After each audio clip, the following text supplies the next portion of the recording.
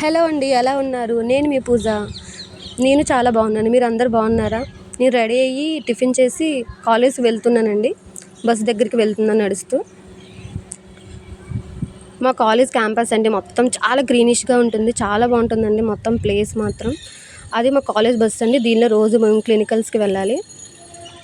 అందరూ ఆ బస్సులోనే వెళ్తారండి, డాక్టర్స్ కూడా. చాలా బాగుంటుందండి. ఈ మొత్తం క్యాంపస్ మాత్రం చాలా బాగుంటుంది. ఇక్కడ డాక్టర్స్ కూడా ఉంటారు. ఇది వచ్చేసరికి ఎంట్రన్స్ అండి. ఇలా వెళ్తే మనం అవుట్ సైడ్ మొత్తం బయట వచ్చేసరికి రోడ్డు అలా ఉంటుంది. లోపలికి వస్తే మనకి ఎంట్రన్స్. చాలా బాగుంటుందండి. మంచి మంచిగా చెట్లుండి మంచిగా చాలా నీడగా ఉంటుంది. చాలా పీస్ఫుల్గా మంచి మంచి పక్షులు అన్నీ ఉండి చాలా ప్రశాంతంగా ఉంటుందండి మాత్రం ఆర్ఎంసీ క్యాంపస్ మాత్రం. ఇది అటువైపు వెళ్తే ఇటువైపు వెళ్తే మా కాలేజ్ అని లోపలికి ఉంటుంది. మేము పైన ఉంటామండి, ఫస్ట్ ఫ్లోర్లో ఉంటాం. హలో గాయ్స్, ఎలా ఉన్నారు? నేను మీ పూజ. ఓకే అండి, ఇప్పుడు మేము కాలేజ్ నుంచి వచ్చాను. ఫ్రెష్ అయ్యాను, కొంచెం వీడియో అలా తీద్దామని అలా కూర్చున్నాను. హలో అండి, నేను మీ పూజ. ఎలా ఉన్నారు? నేను బిఎస్సీ నర్సింగ్ ఇప్పుడు ప్రజెంట్ ఇది 4th ఇయర్, కానీ ఇంకా ప్రాక్టికల్ అవ్వలేదండి. 3rd ఇయర్లో అయ్యాక నేను 4th ఇయర్కి వెళ్తాను. ఎవరైనా బిఎస్సీ నర్సింగ్ జాయిన్ అవ్వాలనుకుంటున్నారండి? ప్రజెంట్ ఎవరైనా నార్మల్గా ఇంటర్మీడియట్ చదువుతున్నారా? అంటే బైపీసీ ఇలా తీసి నెక్స్ట్ ఏం చేయాలని ఆలోచిస్తున్నారా? కొంతమంది ఉంటారు కదండి, నీట్ రాసి రాక ఏ కోర్స్ జాయిన్ అవ్వాలి ఏంటని అర్థం కాదు. కొంతమందికి అసలు నర్సింగ్ కోసం తెలియదు. సో అలాంటి వాళ్ళ కోసం ఈ వీడియో అండి. మీరు ఒకవేళ నర్సింగ్ చాలా బాగుంటుంది. హలో అండి, నేను మీ పూజ. ఎలా ఉన్నారు? నేను బిఎస్సీ నర్సింగ్ ఇప్పుడు ప్రజెంట్ ఇది 4th ఇయర్, కానీ ఇంకా ప్రాక్టికల్ అవ్వలేదండి. 3rd ఇయర్లో అయ్యాక నేను 4th ఇయర్కి వెళ్తాను. ఎవరైనా బిఎస్సీ నర్సింగ్ జాయిన్ అవ్వాలనుకుంటున్నారండి? ప్రజెంట్ ఎవరైనా నార్మల్గా ఇంటర్మీడియట్ చదువుతున్నారా? అంటే బైపీసీ ఇలా తీసి నెక్స్ట్ ఏం చేయాలని ఆలోచిస్తున్నారా? కొంతమంది ఉంటారు కదండి, నీట్ రాసి రాక ఏ కోర్స్ జాయిన్ అవ్వాలి ఏంటని అర్థం కాదు. కొంతమందికి అసలు నర్సింగ్ కోసం తెలియదు. సో అలాంటి వాళ్ళ కోసం ఈ వీడియో అండి. మీరు ఒకవేళ నర్సింగ్ చాలా బాగుంటుంది కోర్స్ కూడా. అన్ని దానిలో అన్ని కోర్సులాగా సేమ్ ఇది కూడానా, అంటే నీట్ ఎలా రాస్తారో సేమ్ దీనికి కూడా ఇప్పుడు కొత్తగా నర్సింగ్ నార్మల్గా ఎంట్రన్స్ టెస్ట్ కూడా పెట్టారు.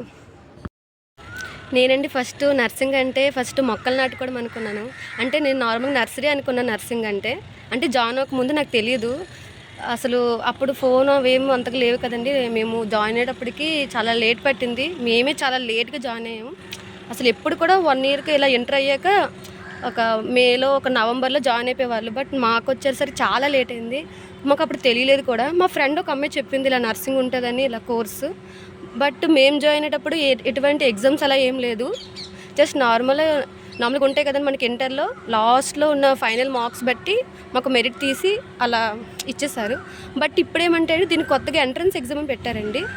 సో మనకు కంపల్సరీగా ఎంట్రన్స్ ఎగ్జామ్ క్వాలిఫై అయ్యి మెరిట్ల మీద వెళ్తే మనకు గవర్నమెంట్ సీట్ వస్తుంది. గవర్నమెంట్ సీట్లో వెళ్తే అంటే గవర్నమెంట్ అని కాదు, అలా కౌన్సిలింగ్ మీద వెళ్తే మనకి స్కాలర్షిప్ అనేది ఉంటుందండి. లేదు మేనేజ్మెంట్లో వెళ్ళాలనుకుంటే మాత్రం మనకి స్కాలర్ అనేది రాదు. లేదు మనకి రావాలి అంటే ఖచ్చితంగా ఈ ఎగ్జామ్ అనేది రాయాలండి. ఈ ఎగ్జామ్ రాసి క్వాలిఫై అయ్యి మెరిట్ మీద మనం వెళ్తే మాత్రం మనకి ఖచ్చితంగా మంచి గవర్నమెంట్ సీట్ అనేది వస్తుంది. మంచిగా మనకి స్కాలర్ కూడా వస్తుందండి. నేను వచ్చేసండి కాకినాడలోని ఆర్ఎంసీ ఉంది కదండి, అంటే గవర్నమెంట్ కాలేజ్ ఆఫ్ నర్సింగ్, కాకినాడలో ఉన్నాము. మా క్యాంపస్ వచ్చేసరికి రంగారావు మెడికల్ కాలేజ్లోనే మాకు కాలేజ్ అనేది ఉంటుందండి. అక్కడ హాస్టల్ కూడా ప్రొవైడ్ చేస్తారు. మొత్తం ఈ నర్సింగ్లో వచ్చేసరికి 4 ఇయర్స్ ఉంటుందండి. First year, second year, 3rd year and 4th year.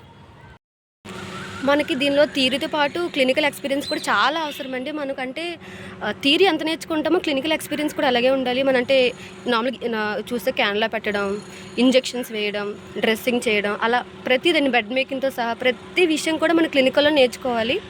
అక్కడే నేర్చుకుంటాం కూడా. మన సీనియర్స్ చెప్తారు, డాక్టర్స్ అని అన్నీ ఉంటాయి, బాగుంటాయి. మన క్లాసెస్ కూడా డాక్టర్స్ తీసుకుంటారు, చాలా బాగా చెప్తారు. మన క్లినికల్ ఎక్స్పీరియన్స్ కూడా ఉంటుంది. అది మనం ఉదయం వచ్చేసరికి క్లినికల్కి వెళ్తాం, ఆఫ్టర్నూన్ వచ్చేసరికి థియరీ క్లాసెస్ ఉంటాయండి. చాలా బాగుంటుంది. డాక్టర్స్ క్లాసెస్ కూడా ఉంటాయి. వేరే విషయం అండి, ఇక్కడ అంటే గవర్నమెంట్ కాలేజ్లో నర్సింగ్ అంటే ఉంటే ఓన్లీ లేడీస్ అండి. గవర్నమెంట్ కాలేజీలు మొత్తం లేడీసే ఉంటారు. మీరు ఒకవేళ జెంట్స్ ఎవరైనా జాయిన్ అవ్వాలనుకుంటే మాత్రం ప్రైవేట్ కాలేజ్లోనే అవుతుందండి. గవర్నమెంట్లో అయితే ప్రెజెంట్ అయితే లేదు. బట్ మరి ఫ్యూచర్ ఎలాగుంటుందో తెలియదండి. మేము జాయిన్ అయ్యేటప్పటికండి మొత్తం 12 కాలేజెసే ఉన్నాయి. అంటే శ్రీకాకుళంలో ఒకటి, విజయనగరంలో తర్వాత స్టార్ట్ అయింది, విశాఖపట్నం ఒకటి, అండ్ ఇప్పుడు ఉన్న ఈస్ట్ గోదావరి ఇక్కడ ఒకటి, నెక్స్ట్ కృష్ణా, గుంటూరు, ప్రకాశం, ఏలూరు ఇలా ఉన్నాయండి. అలా మొత్తం 12 ఉండేవి. ఇప్పుడు రీసెంట్గా మోహన్ రెడ్డి సీఎంగా ఉండేటప్పుడు మనకి రీసెంట్గా కొన్ని 5 కాలేజెస్ యాడ్ చేశారు. ఇంకా యాడ్ చేస్తామన్నారు, బట్ అవ్వలేదు. మరి అవుతలే తెలియదు ఫ్యూచర్లో. మరి శ్రీకాకుళం వచ్చేసరికి అండి 50 సీట్స్ అనే ఉంటాయి. 50 సీట్స్ వరకే మనకి అవుద్దండి. నెక్స్ట్ ఆర్ఎంసీలో కూడా అదే గవర్నమెంట్ కాలేజ్ ఆఫ్ నర్సింగ్లో కూడా మనకి ఓన్లీ 50 ఉంటాయి. ఓన్లీ కృష్ణ 100 ఉంటాయండి మొత్తం. అండ్ గుంటూరు కూడా అనుకుంటున్నాను 100 ఉంటాయని. నాకు సరిగ్గా ఐడియా లేదు. బట్ మీకు ఎవరికైనా కావాలంటే ఒకసారి నాకు కామెంట్ చేయండి. ఫుల్ డీటెయిల్స్ కావాలంటే నేను ఖచ్చితంగా షేర్ చేస్తాను. మీకు ఈ వీడియో బాగా నచ్చినట్టయితే లైక్ చేయండి. ఇలాంటి వీడియోస్ ఇంకా కావాలంటే ఇప్పుడే సబ్స్క్రైబ్ చేసుకోండి. బెల్ ఐకాన్ దగ్గర ఆల్ అని ట్యాప్ చేయండి. మీకు ప్రతి వీడియో కూడా మీకు నోటిఫికేషన్ ద్వారా వస్తుందండి. అందరూ చాలామంది అడుగుతున్నారు ఎంసెట్ మీద ఎగ్జామ్ నర్సింగ్లో జాయిన్ అవ్వడానికి అవుతుందని. బట్ అలా కాదండి, తీసేశారు. 2 years బ్యాక్ అలా ఉండేది. బట్ ఇప్పుడు మాత్రం ఎంట్రన్స్ ఎగ్జామ్ ఖచ్చితంగా రావాలి. ఎంట్రన్స్ ఎగ్జామ్ రాసాక అందులో క్వాలిఫై అయ్యి మనకి మెరిట్ లిస్ట్ ఇస్తారు. అందులో మన నేమ్ ఉండి దాంతో మన కౌన్సిలింగ్లో పెట్టుకుంటే మనకి దాన్ని బట్టి మనకి అనేది వస్తుందండి. ఒకసారి చూసుకోండి మాత్రం ఈ విషయం. ఈ ఎగ్జామ్ రాయాలంటే మాత్రం ఖచ్చితంగా మీకు 17 years అనేవి ఫుల్ఫిల్ అయ్యి ఉండాలండి. ఇంకా తక్కువ ఏదైతే అవ్వదు, మీకు రాయడానికి అవ్వదండి, ఎలిజిబుల్ అవ్వరు. సో మీరు 17 years కంప్లీట్ అయ్యేలా చూసుకోండి. ఒకసారి లేదు తప్పుగా అనిపిస్తే మాత్రం మీ 10th సర్టిఫికేట్లు ఎలా ఉందో డేట్ ఆఫ్ బర్త్ సేమ్ అదే విధంగా మీ ఆధార్లు కూడా చేంజ్ చేసుకోండి. లేకపోతే లాస్ట్లో మళ్ళీ ఒకవేళ మీరు ఎగ్జామ్ రాసి బాగా మార్క్స్ వచ్చి మెరిట్లో పోయే ఛాన్సెస్ అనేవి ఉంటాయి. సో మీరు అది చూసుకోండి. అందరూ అనుకుంటారు నర్సింగ్ అంటే ఏదో అనేసుకుంటారు, కానీ అందరూ తెలియని విషయం చాలా ఉన్నాయండి. అసలు నర్సింగ్ అంటే మనం పేషెంట్ని దగ్గరుండి కేర్ ఇస్తామండి. అది మాత్రం మీరు మర్చిపోకండి. మరి ఏదో చాలా తప్పుగా చాలామంది అంటారు, బట్ అవే మీరు పట్టించుకోకండి. మీరు వచ్చి చూడండి. ఫస్ట్ తెలియని వాళ్ళు ఎన్నో అనుకోవచ్చు, బట్ ఒకసారి చూడండి, మీకే తెలుస్తుంది ఎలా ఉంటుందో నర్సింగ్ అనేది. ఒక డాక్టర్ వస్తారు, వాళ్ళు ట్రీట్మెంట్ ఇచ్చి వెళ్ళిపోతారండి. కానీ కంప్లీట్ కేర్ ఎవరి వల్ల వెళ్తుందంటే ఖచ్చితంగా మన నర్సెస్ వల్లే వెళ్తుందండి. ఎవరు కూడా ఎప్పుడు కూడా మిమ్మల్ని మీరు తక్కువ చేసుకోకండి ఎక్కడ కూడా. ఎందుకంటే మన హెల్త్ కేర్ టీమ్ మెంబర్స్ అంటే అందరూ వస్తారు. డాక్టర్స్ వస్తారు, నర్సెస్ వస్తారు, ఫార్మసిస్ట్ వస్తారు, ఇంకా అన్ని ల్యాబ్ వాళ్ళు వస్తారు. ప్రతి ఒక్కరు అందరూ కూడా ఇందులోకి వస్తారండి. ఏ కోర్స్ కూడా ఎప్పుడు కూడా తక్కువ కాదు. ఎప్పుడు ఎవరిని కూడా తక్కువ అంచనా వేయొద్దు. అసలు నర్సింగ్ అంటే ఎవరో ఏదో అనే ఉంటారు, బట్ మీరు అవన్నీ పట్టించుకోకండి. ఒకసారి మీరు వచ్చి చూడండి, మీకు తెలుస్తుంది ఎలా ఉంటుంది ఈ కోర్స్ ఏంటి. అసలు ఎవరేమని పట్టించుకోకండి. మిమ్మల్ని మీరు నమ్మండి, మిమ్మల్ని మీరు ఫస్ట్ రెస్పెక్ట్ చేసుకోండి. తర్వాత ఆటోమేటిక్గా అందరూ మనం రెస్పెక్ట్ చేస్తారు. ఈ ప్రొఫెషన్ చాలా రెస్పెక్ట్ అండి, చాలా బాగుంటుంది. దాంతోపాటు కొంతమంది ఏదో అంటూ ఉంటారు, అసలు ఏంటి కోర్సు అదే తప్పుగా చులకంగా చూస్తారు. బట్ మీరు ఒకసారి వచ్చి మీరు నిరూపించండి, ఎలా ఉంటుంది కోర్స్, ఎంత బాగుంటుంది, ఎంత అంటే మన పేషెంట్ని చాలా దగ్గరుండి కేర్ ఇస్తామండి. మీకు చాలా సాటిస్ఫాక్షన్గా ఉంటుంది. మనకు వర్క్ చేస్తున్నామంటే మనకు ఖచ్చితంగా దానిలో సాటిస్ఫాక్షన్ అని ఉండాలి.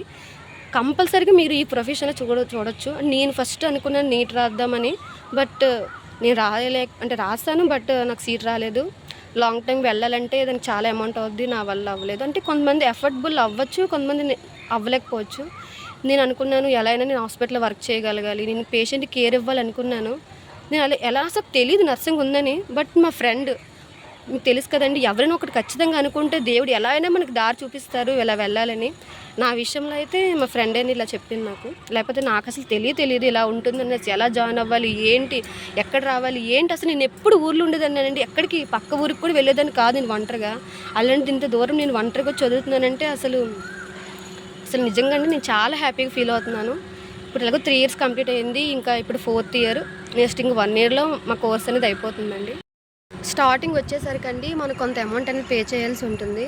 నేను వచ్చేసరికి అప్పుడు 13,000 అని పే చేశాను. అంటే మొత్తం 1 month ఫుడ్ కలిపి బుక్స్ ఫీజు మళ్ళీ విడిగా పే చేశాను.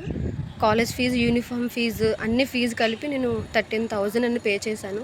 నెక్స్ట్ ఎడిషనల్గా మనం ప్రతి ఇయర్ వచ్చేసరికి బుక్స్కి వస్తే 6,000 కంపల్సరీగా పే చేయాలండి. ఎడిషనల్గా మళ్ళీ మనం బస్ ఫీజు అంటే మన వీక్లీ మన బస్ ఫీజు అనేది మనం పే చేసుకోవాలండి. ఇంకా ప్రతి ఇయర్ వచ్చేసరికి బుక్స్ అనేది 6,000 మేము ఫస్ట్ ఇయర్లో అలా అంటే ఇయర్ తగ్గట్టుగా మన బుక్స్ తగ్గట్టుగా మనం పే చేసుకోవాలండి. కాలేజ్ వచ్చేసరికి ఫస్ట్ టైం మనం పే చేస్తాం, నెక్స్ట్ అవసరం లేదు. నెక్స్ట్ మన నార్మల్గా ఎగ్జామ్ ఫీజు అని మనం పే చేసుకోవాలి. నెక్స్ట్ మన యూనిఫామ్ వచ్చేసరికి ఫస్ట్ ఇయర్ ఇస్తారు, 2 pairs ఇస్తారు. క్లినికల్ యూనిఫామ్స్ అండ్ డ్రెస్సెస్ కూడా 2 pairs ఇస్తారు. అవి మనకు సరిపోతాయండి. దీనిలో వచ్చేసరికి మనకి ఫస్ట్ ఇయర్లో వచ్చేసరికి మనకి ఎనాటమీ, ఫిజియాలజీ ఉంటుంది. Next biochemistry and microbiology. అంటే మేము ఉండేటప్పుడు సైకియాట్రీ ఇలా ఉండేవండి. బట్ ఇప్పుడు వచ్చేసరికి ఏమంటే అప్పుడు మా బ్యాచ్తో ఇంకా ఆపేశారు. ఇప్పుడు సెమిస్టర్ వైజ్కి పెట్టారండి. ఎవ్రీ 3 మంత్స్ కానీ 4 మంత్స్కి ఒక సెమిస్టర్ ఎగ్జామ్ అనేది జరిగిపోతుంది. సో మనం ఎప్పటికప్పుడు చదువుకుంటూ ఉండాలి.